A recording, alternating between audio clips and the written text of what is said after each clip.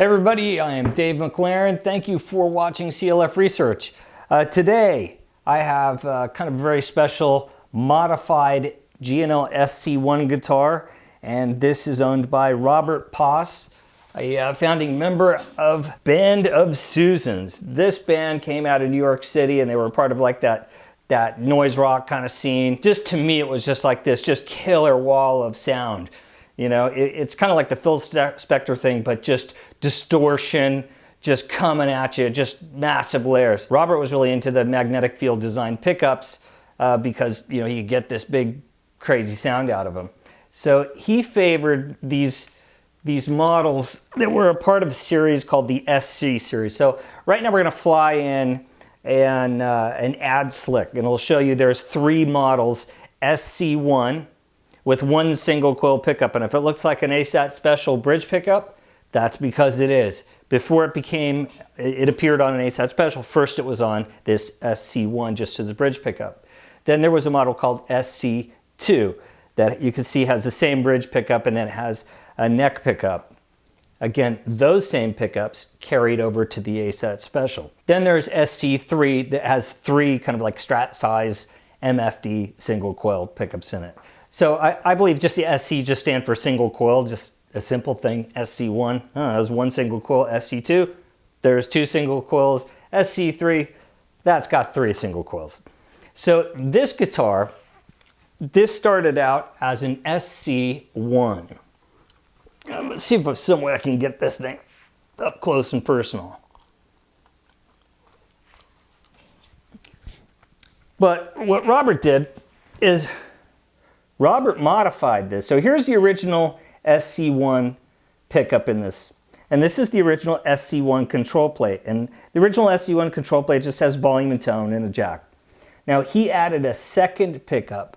And this one's the smaller one from an ASAT special neck pickup. Or if this were an SC2 guitar, this pickup would have been up here. But he's paired them down here, so they're functioning as like a big MFD humbucker. And he added a switch to control the coils. So you've got parallel, which is both the coils as a humbucker, but in parallel, meaning that you know, if you take the positive and negative leads from this pickup, the positive and negative leads from this pickup, and you just join them up like railroad tracks. If you've seen one of my other videos, I mentioned described how parallel is kind of like 2 train tracks, you know, just joining together. So you've got parallel, then you have single coil, which is just the original bridge pickup, just like it would have been on an SC1. And then when you switch it down 1 more click, you've got these both on in humbucking mode in series, meaning it goes through, the signal kind of like passes through 1 coil, but then it goes to the other coil and then out, you know, one before the other. So series is the traditional way we usually think of humbuckers being wired up. And that's a thicker sound. Usually, you know, there's a little bit less top end as a result. Anyhow, so you got parallel, single, and series. This is a total Leo Fender move, I think. You know, it's rad that I think Robert was even thinking about doing that. The other thing he did was this really cool stylistic flourish. Look at the pick guard that he's added.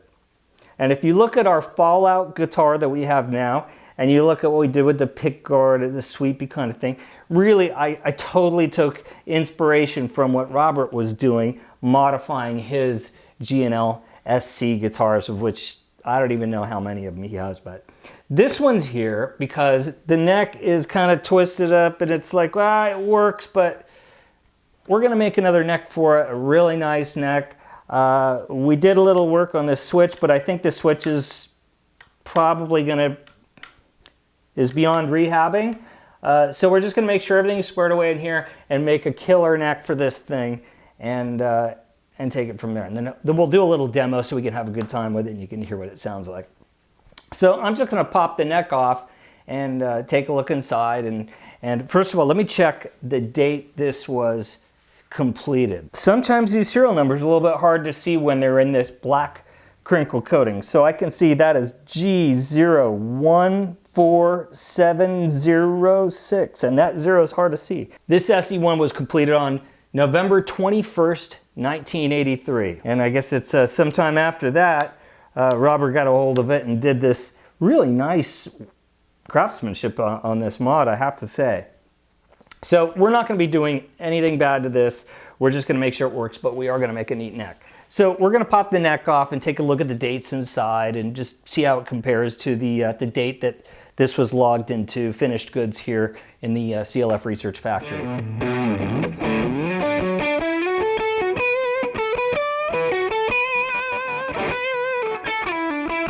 June 2nd, 1983, so we've got a neck date. Don't know if you can see that, but what the heck. June 2nd, 83, and the body is earlier, January 17th, 1983. Huh, so this body had been around a little while before it finally saw the light of day. Oh my, when you think about it, January 17th, and the guitar was completed November, what, 21st? That's quite a while for it to be in the system. Let's just have a look at this. And in the records, it simply says SC1 NV, which means non-vibrato. In other words, NV means it comes with the saddle lock bridge. Maple and red. That's all it says. That's all it needed to say. Okay, let's take a look at this neck. This neck is one of the kind of a funky one. Back in the day, we had what was called the bi-cut neck, and what we'd do is this was after the earliest G&Ls and the Music Mans that had the skunk stripe on the back, the conventional insertion of the truss rod.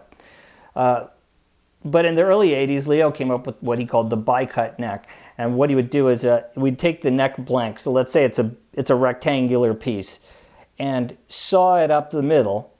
So you have two halves, and then you would route, but the line was offset a little bit, and the thicker half you would route out to put the truss rod in, and then you would glue the two halves together. And that seam would relieve some of the, I guess if you will, it sort of relieves some of the tension in the grain. And the glue joint was actually stronger than the wood around it.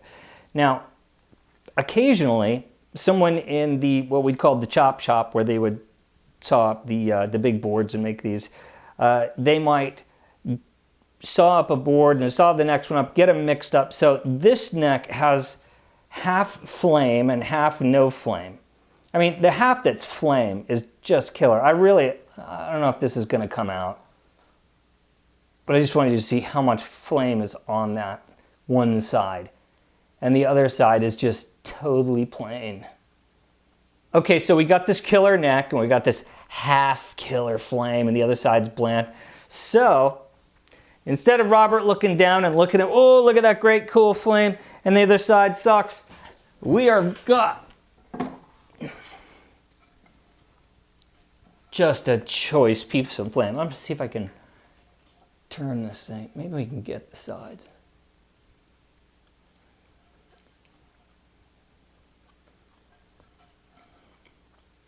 Anyway, oh damn, look at that. I don't know if we can get this. I'll just rotate it. But the intention is that, see, this is marked for the headstock front, so it's like we know where, this isn't just a block of wood in any way. We've decided this is going to be the headstock base, the back, and man, this thing, when this thing gets finished, it's going to have the vibe like the original neck, the best of it, the flamey side, and it's going to have a period correct kind of vibe to it, but it's going to be exquisite. So I'm really looking forward to this. We've got this wonderful piece of flame maple for it with extra character, so it doesn't look too pimpy. It sort of looks like you just got the one that had the killer piece of flame magically out of the factory. That's the vibe this is going to have. Okay, so that's going to do it for now. I encourage you to check out Band of Susans. I mean, when you listen to these people, you're going to go, geez, you're going to hear stuff. I swear, I think they were really ahead of their time. And the rad stuff they would do. And you want to hear big walls of sound made with MFD magic? Check out Band of Susans. Okay, thanks for tuning in, everybody. We will keep you updated with Project POS Machine on Instagram and Facebook, at CLF Research. So that's sort of like the routine little fills of stuff going on, because I'm not going to make a video every time, you know, we do one little thing, but maybe we'll do something, just throw something on Instagram. So that's kind of how we do it. So the videos are going to be a little bit more of an update, an introduction and a significant update. And then the like regular stuff that's going on the projects, we'll just hit that on Instagram and Facebook. So I'm trying to figure out the formula that's going to work for this too. So I appreciate you being patient with me, but I think this is going to work. Thanks again, everybody. Look forward to seeing you again next time.